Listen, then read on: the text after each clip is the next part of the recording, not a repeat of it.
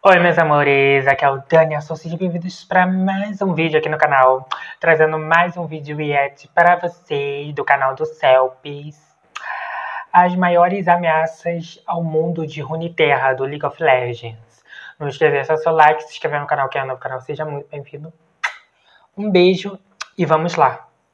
Moçada, Celp na voz, bom dia, boa tarde ou boa noite, boas-vindas a mais um vídeo. O mundo de Runeterra, a princípio, parece um mundo feliz, colorido, cheio de fadinhas. Porém, ao mesmo tempo que ele é feliz e colorido, ele também é uma bomba relógio que pode acabar em desastre a qualquer momento se algo sair do controle. E a quantidade de coisa que pode sair do controle e de fins do mundo que já estão meio encaminhados não é pouca. Então hoje eu resolvi separar algumas das grandes, das maiores ameaças que espreitam o mundo de Runeterra. Ameaças que poderiam não exatamente destruir o mundo todo, embora algumas aqui podem, porém são problemáticas o suficiente para causar um estrago que seria lembrado por milênios. E antes de falar delas, eu tenho duas coisas para falar aqui. A primeira é que isso aqui não é uma lista de vilões, não é um top 10 vilões do LoL, até porque eu acho que eu já fiz esse vídeo. E outra coisa é que eu incluí apenas ameaças que eram pelo menos nível continental. Então ameaças menores, mais locais, vilões ali de região eu não contei. E isso aqui também não é uma tier list de poder, então não levem a ordem tão a sério. E vambora!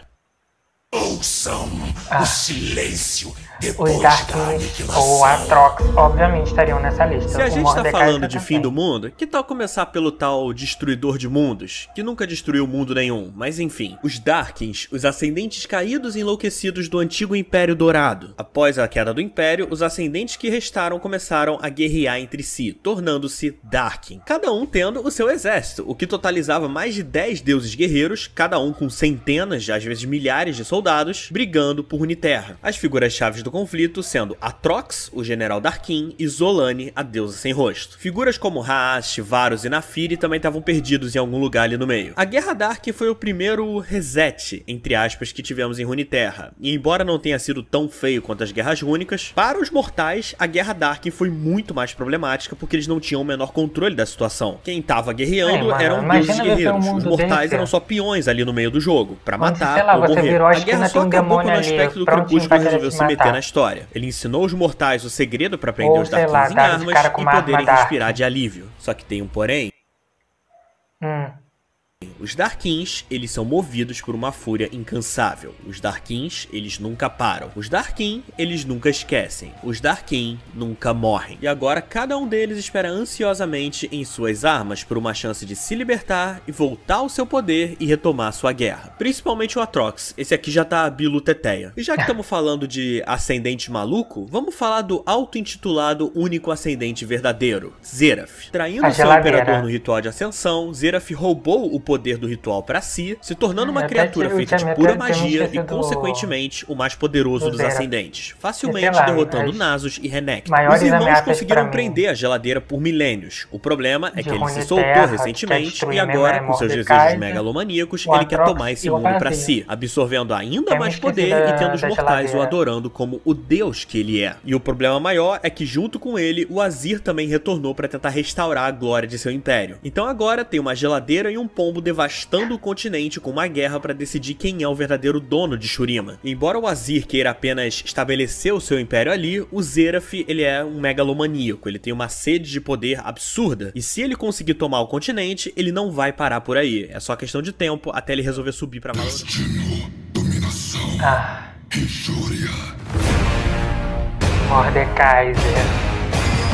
E falando em Valorant, agora vem o motivo de eu estar fazendo esse vídeo. Mordekaiser é muito não porque bom, eu queria falar do Mordekaiser, mas porque eu precisava de uma desculpa pra usar a música do Sanzal mais uma vez. Esse aqui sou eu, toda vez que eu uso essa música num vídeo. Um conquistador de uma era passada, renascido na forma de um gigante de ferro. Mordekaiser desgraçou Valorant pouco tempo depois da Guerra Darkin. Ele ergueu sua enorme fortaleza e, com um exército imortal, começou uma maré de guerra e conquista. Ele foi mandado de volta pro mundo dos mortos. O lance é que desde então ele senta em seu trono de ferro, aumentando ainda mais o seu poder e usando as almas de suas vítimas para criar aberrações espectrais, além do culto que ele tem no mundo dos vivos. E o que torna Mordekaiser tão problemático é que, além de seu tamanho e força, já que resolveram aumentar mais ainda o tamanho dele, se antes ele tinha mais ou menos o tamanho do Sion, agora ele é um prédio de 3 andares. Além desse detalhe, ele também é um feiticeiro poderosíssimo, provavelmente o necromante mais poderoso de Runeterra, e seu exército, em teoria, é infinito, uma vez que as vítimas de seus soldados servem para alimentar ainda mais seu Império das das trevas, podendo servir para construir armamentos, criar soldados mortos-vivos ou ainda fortalecer o próprio Mordekaiser. Ele seria basicamente o Lich King versão Runeterra. E já que estamos falando de morto-vivo, vamos descer um pouco o nível e falar do Viego. Vocês não sabem o quanto eu adoro falar do Viego. Toda vez que eu cito ele aqui no canal, meu coração brilha. Ele tem um Por mais que o Viego mano. do LoL seja tosco, seja difícil levar ele a sério, se você ler o livro dele e jogar Ruined King, você vai ter uma boa noção do quão problemático esse cara pode ser. Ruined King é foda, eu faço propaganda desse jogo de graça toda vez que eu falo do Viego no canal. Esse jogo é tão bom, cara, eu tenho que zerar essa porra de novo. Se os tormentos base da Névoa Negra com o Viego adormecido já são problemáticos o suficiente pra dar dor de cabeça pra Sentina e ter uma organização especializada em lidar com isso, imagina se tu acordar a fonte do negócio e sair passeando com ela por aí. Foi isso que o Gangplank tentou fazer, e ele acabou dominado. E se não fosse a Ahri com o seu poder extremamente roubado de mexer com memória, e a Elaoi com seu incrível amuleto Buro, o Viego teria acabado com Sentina e ele não teria parado por ali. Mesmo se você ignorar a Vex, até porque essa personagem, né? Enfim, o Viego desperto ainda é problemático o suficiente para estar aqui. Com seus poderes de controle mental, seu controle sobre a névoa, seu exército de espectros e principalmente o seu poder mágico, que já era impressionante quando ele era vivo e agora ficou ainda mais destrutivo graças ao efeito Névoa Negra. E isso que eu ainda nem estou contando figuras como Ekarim, que é basicamente o porteiro do Viego. E outras paradas também, como por exemplo aquele dragão camavoriano do lore, que eu inclusive nem sei mais se aquilo é canon, mas enfim. Porém existe uma força em Runeterra que consegue ser mais caótica do que o Viego, e eu tô falando do vazio. Consumir e adaptar. Esse é o lema da maioria das criaturas do vazio. O Void dispensa apresentações, ele seria a manifestação da inexistência. Ele seria tudo aquilo que vive além. Ele seria o outro lado. O vazio não é um lugar, é uma força. Ele pode se manifestar em Runeterra em várias formas vindas de vários lugares diferentes. E nós temos todo o nível de ser nele. Nós temos criaturas menores como Kha'Zix e Kog, criaturas maiores como Rek'Sai, que já se provaram extremamente problemáticas para os cidadãos de Shurima, e ainda temos casos como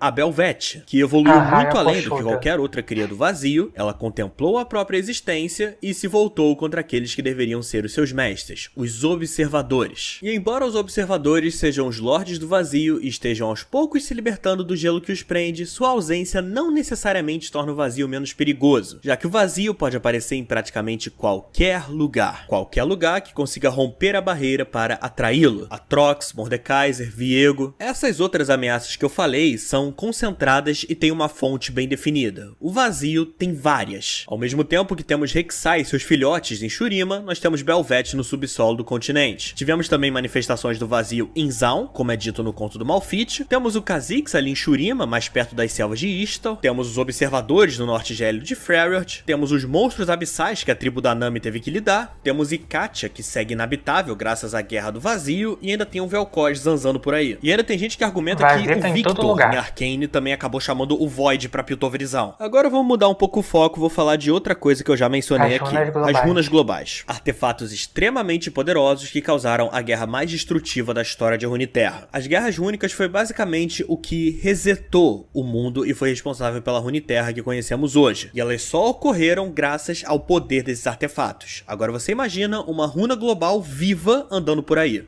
Parabéns, você tem o Brand. Kerghanrod era um aprendiz do Ryze que conseguiu acesso a uma runa global, e indo contra as advertências de seu mestre, ele tomou pra si aquele imenso poder, se tornando uma criatura de fogo e ódio com poder destrutivo que poucas coisas em Runeterra conseguiam rivalizar. E agora, assim como o Ryze, Brand também está em uma jornada para conseguir outra runa global. E se ele conseguir acesso a mais runas globais, sabe Deus quem vai conseguir parar ele. Na verdade, eu sei quem vai. O próximo da lista, Aurelion Sol. Aurelion Sol foi aprisionado em Targon e forçado a usar o seu poder para os objetivos targonenses. Só que isso deixou o dragão fritado de ódio a um ponto que ele não apenas queria vingança contra os aspectos. Ele não vai ser o Aurelion Sol, ele não vai ser o vilão de final de Runeterra, vai ser o vazio mesmo. Vai ser o vazio. Sem sombras de dor, contra a montanha, mas contra o planeta inteiro. E assim, ter um ser que literalmente cria estrelas com ódio do seu planeta não é um negócio muito legal. Aurelion Sol sonha com o dia em que Targon vai perder o controle e ele poderá se libertar e despejar o seu ódio de mais de 10 mil anos naquele planeta. E eu vou ficando por aqui no vídeo de hoje. E antes que alguém venha falar de Fiddlesticks e Demônio Primordial e os caralho, sim, eu tenho noção do quão problemático o Fiddlesticks da vida é. Porém, o fato dele ser uma criatura crua, vamos botar assim, Darkin, um ser mais bestial, até pelo agora menos na os minha únicos visão, demônios torna ele primordiais menos que eu perigoso do que essas ameaças que lembro eu que falei. foi Detalhe que eu apresentado é o disse Fiddlesticks perigoso e e não poderoso. O o Fiddle ele é Ashlex, absurdamente o da Grilha poderoso, Maca com a só que o Nila. poder dele não é exatamente destrutivo. Eu não sei quanto ao Ashlex, porque a gente não tem muita informação sobre ele, mas falando especificamente do Fiddle, se o Fiddle tivesse o nível de discernimento, por exemplo, do TK, aí eu colocaria ele aqui. Mas por hoje é isso. Obrigado a quem viu e boa noite. Então é isso, meus amores. Eu espero que vocês tenham gostado.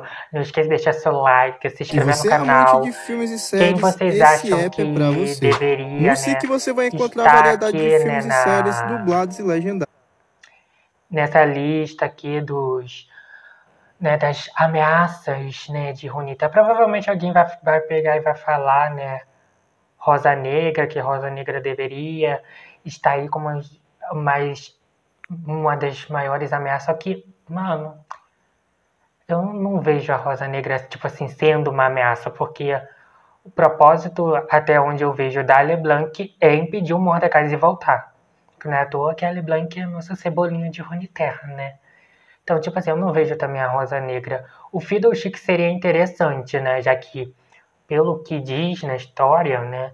Ele nasceu quando a primeira estrela teve medo. Até onde diz isso aí. Mas se ele tivesse, sei lá, um conhecimento, eu quero destruir Runeterra, parará, ele seria um vilão interessante, né? Porque, tipo assim, é o medo, né? Então, todo mundo tem medo de alguma coisa e como ele é o medo, ele é o demônio do primordial do medo, ele poderia explorar isso de muitos campeões do LoL, de muitos mesmo. Então, se ele tivesse, sei lá, um conhecimento, assim, uma inteligência, porra, seria bem complicado de banir ele, até de saber qual é o nome verdadeiro dele, né? Então, é isso. Eu espero que vocês tenham gostado. Não esqueça de deixar seu like, se inscrever no canal, que é novo canal, seja muito, muito, muito bem-vindo. Não esqueçam de compartilhar bastante.